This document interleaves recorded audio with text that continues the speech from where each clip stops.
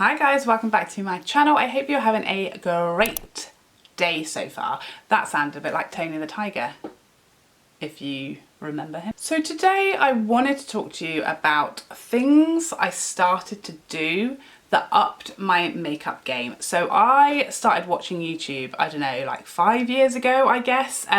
Before that time, I'd always loved makeup, dabbled in makeup, but I'd never really tried to learn how to do it properly. I'd never watched tutorials or had a lesson or had any kind of, class or taken any class, anything like that. I was just kind of, winging it with my foam applicators, eyeshadow, foundation over the whole face, lip gloss and go kind of situation. So I'd say 5 years ago, I started actually trying to do my makeup properly. With varying levels of success. And I keep getting, I don't know if you get this on Instagram and on Facebook, it pops up with your memories every now and then. It's like 2 years ago today, this is what you were doing. 2 years ago today, this is what you posted.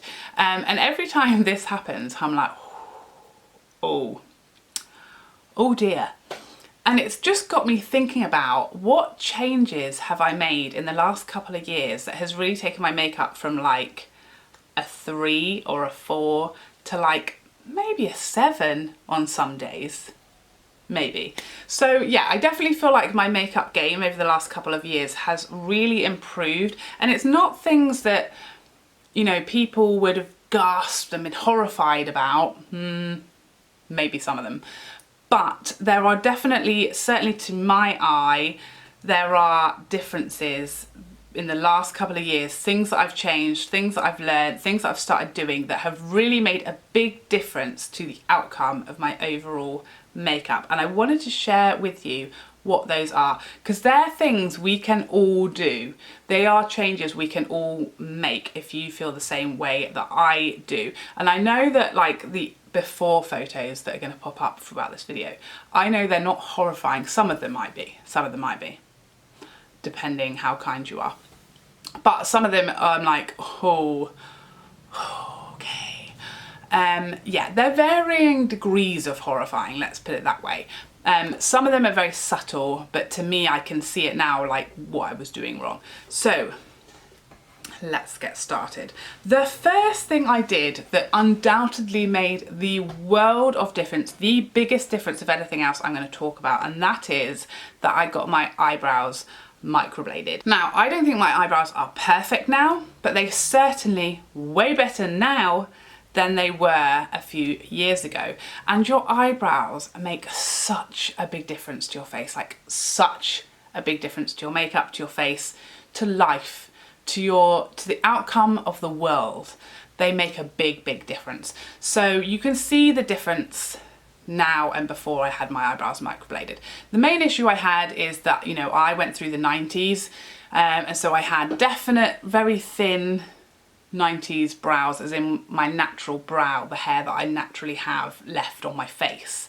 Minimal, quite minimal. I had no idea how to do my brows with a pencil. I was in school, the only option was literally a pencil. That's how I'd always done my brows, and I wasn't changing, I was just following the natural brow, just basically making it darker. That's what I was doing before I had my brows microbladed. I didn't know that we were supposed to make them a better shape.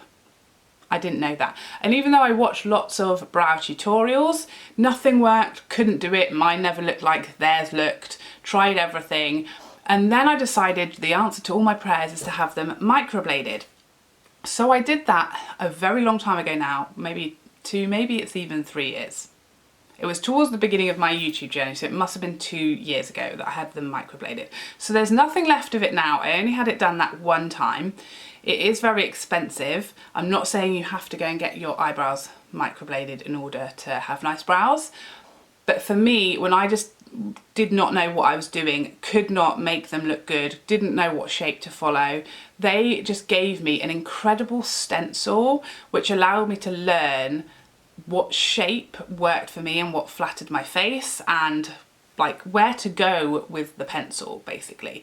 So when I first had them microbladed, they were obviously very dark, very defined, but microblading fades quite quickly. So what it gave me is a canvas. So I quite quickly, if I wanted to wear full beat, I would put some colour on my brows, because microblading is quite a soft colour. So if you want your brows like mine, you know, you want them quite defined, microblading, you're still going to need to like just add a bit of a pencil or something. So I'd started doing that, but I had like obviously a complete stencil just to colour in basically, and it was like that for, you know, maybe 6 months. And then as it started to fade, I was having to draw them more and more as time went by until it was completely faded away, and I was left just with my natural hair. So 2 things happened. One, I did not hardly plucked my eyebrows at all in that year that I actually had some microblading on my brow. I barely took my tweezers to my brows at all, so they really had opportunity to grow back without it sort of like being a terrible thing, you know, with hair everywhere. So I just, anything that fell outside or grew outside of where the microblading sort of outline was, I plucked it. Anything else was left. So I completely left my brows alone, other than the sort of real strays. So that actually made my natural brow hair grow back way better. And like I said, it just gave me a stencil to learn the shape of my brows, and now I can do them and be really, really happy with them, and really like how my brows look and how they frame my face and the shade of them, because I literally had a year of having some colouring in to do and nothing else, and now it's just given me that base. So I would say, if you can't afford to get them microbladed, you don't want to spend that much money on microblading, get them professionally done, as in, you know, have them threaded or tinted, and let someone teach you the guide shape for your brows, because it will make so much difference. But I would definitely recommend having them microbladed, even if it's just once, just to give you that guideline to the shape, because that will make a huge difference if, like me, you are an absolute eyebrow idiot. The next thing I learnt after watching years of YouTube, trying to copy tutorials, wondering why it didn't look as good on me, trying to do exactly what these people were doing, using the same brushes, using the same everything, copying them exactly, I suddenly remembered that my face is not exactly the same as Jaclyn Hill's face or Desi Perkins' face or anybody else's face. And I started adjusting what I was watching to my own face, funnily enough. Now I have quite a long face, like my face shape is long, that's the shape.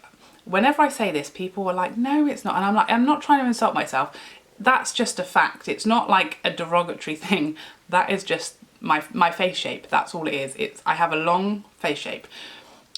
So therefore it's kind of like an oval shape, but it is a longer oval. So when I do my makeup, I have to be very careful and very like aware of bringing products too close to towards my nose, towards the center of my face, because I don't have much space here.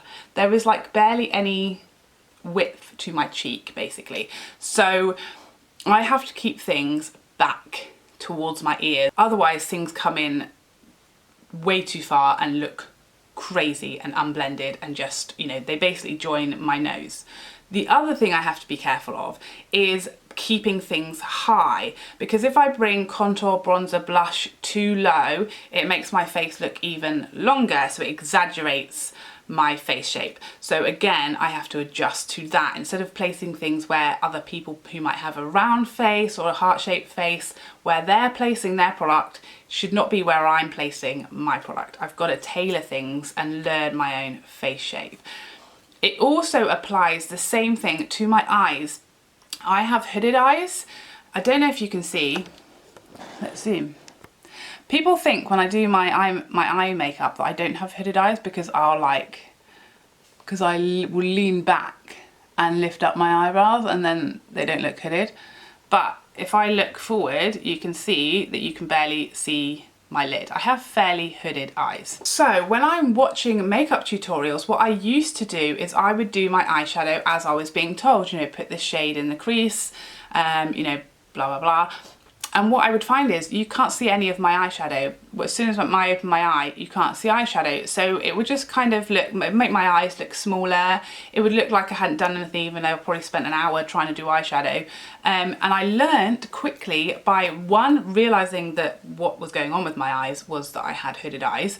2, watching lots of tutorials, especially for hooded eyes. My friend Stephanie Lang, she has a ton of hooded eye tutorials. Find people with hooded eyes and watch their tutorials, because that is a big game changer for me. I also not only have hooded eyes, but I have a lot of space between my hood and my brow. There is like a whole yard up there. So again, that means that I need to blend higher above my crease than the majority of people would. A lot of people either have a lower brow or less space between their hood and their brow, or they wouldn't have a hood and therefore their crease will be higher than where my hood is, if that makes sense. So again, adjusting for the fact that I have all this space up here, and if I leave it blank, it's going to make my eyes smaller, it's going to make them look less lifted and less youthful and all of those things. So adjusting tutorials instead of just following them blindly, checking what works for your own face, finding people who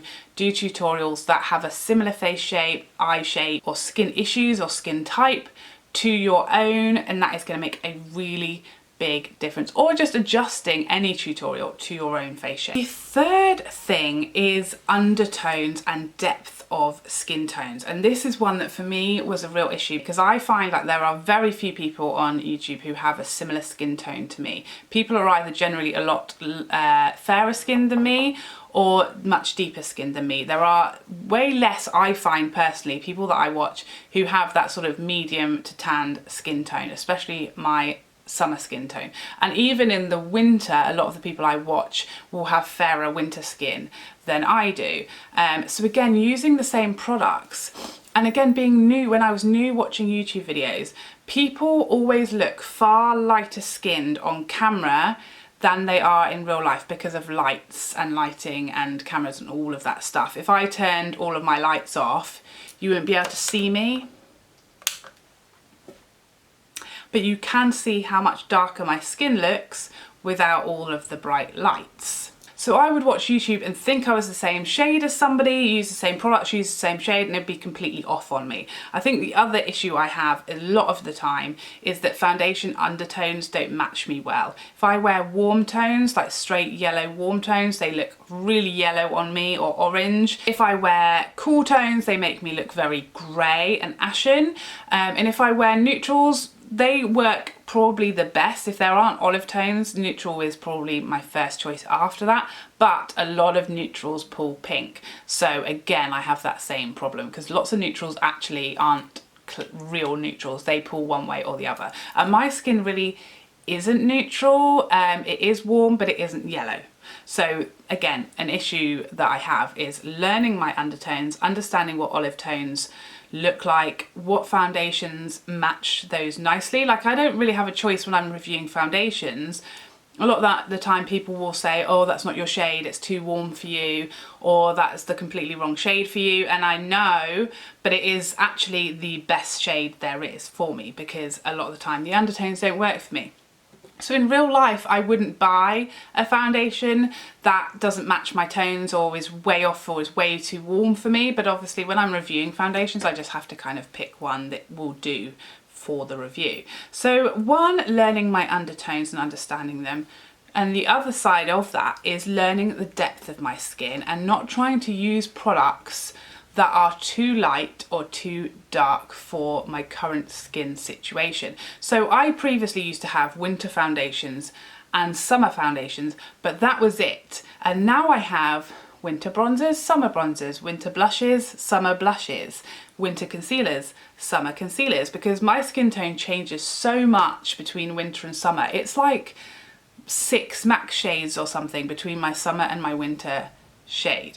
So it is a big difference. Like when the sun looks at me, it is like I'm instantly 6 shades darker. So I can't keep wearing the same blushes. I realise a lot of the time I'm wearing blushes that are actually lighter than the depth of my skin, and that is not a good look.